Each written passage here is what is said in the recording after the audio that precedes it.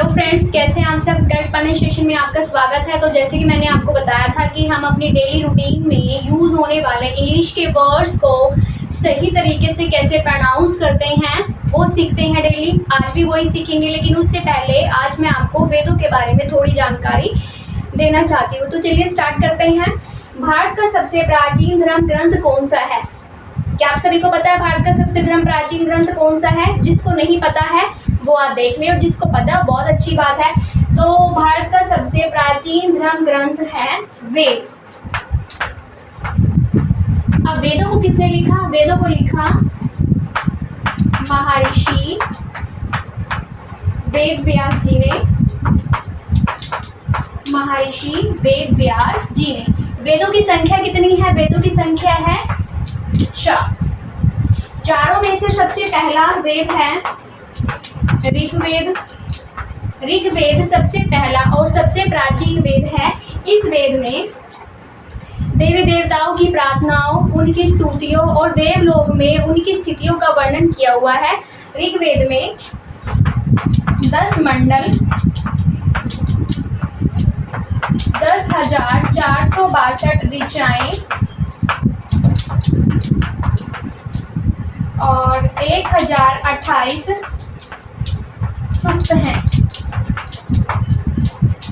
अब 10 मंडल है टोटल। 10 में से तीसरे मंडल में गायत्री मंत्र की जानकारी दी हुई है। इनकी गायत्री मंत्र के बारे में लिखा हुआ है।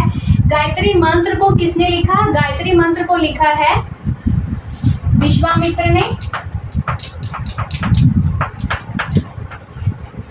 उसके बाद है 10,462 जो ऋचाएं हैं ऋग्वेद में। इन ऋचाओं को पढ़ने वाले ऋषि को क्या कहते हैं? होत्र कहते हैं। क्या कहते हैं? होत्र कहते हैं। उसके बाद है सेकंड यजुर्वेद। यजुर्वेद में गद्य और पद्य के बारे में जानकारी दी हुई है। उसके बाद है सामवेद। सामवेद में संगीत से संबंधित जानकारी दी हुई है। सामवेद में संगीत से संबंधित जानकारी दी गई है। चौथा है अथर्ववेद। अथर्ववेद में यंत्र और वशीकरण, तंत्र मंत्र इत्यादि के बारे में जानकारी दी गई है। और अथर्ववेद में कन्याओं के जन्म की निंदा की गई है। अथर्ववेद ही हमारा सबसे लास्ट वेद है, यानी कि संख्या में सबसे लास्ट वेद है, और इसको ही नवीनतम वेद कहा जाता है। तो ये थे हमारे आज के 4 वेद जिनके बारे में मैंने आपको जानकारी दी है। उसके बाद हम स्टार्ट करते हैं रोज की तरह अपने वर्ड्स को, उन्हें इंग्लिश में कैसे प्रोनाउंस करते हैं।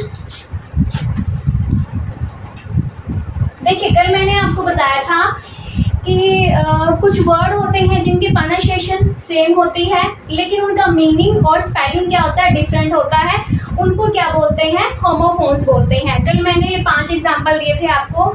आज मैं आगे के 5 एग्जाम्पल आपको दे रही हूँ। सबसे पहला है WRIT, राइट।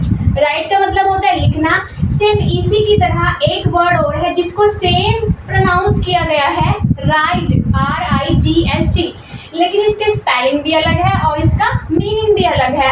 RIGST, इस राइट का मतलब होता है सही। उसके बाद है HAIR, हेयर। हेयर का मतलब होता है बाल। और इसी तरह से एक सेम वर्ड है जो हमने इसी की तरह प्रोनाउंसिएशन किया हुआ है, प्रोनाउंसिएट किया है, HARE, इसका मतलब होता है खरगोश। थर्ड वर्ड है FLOWER।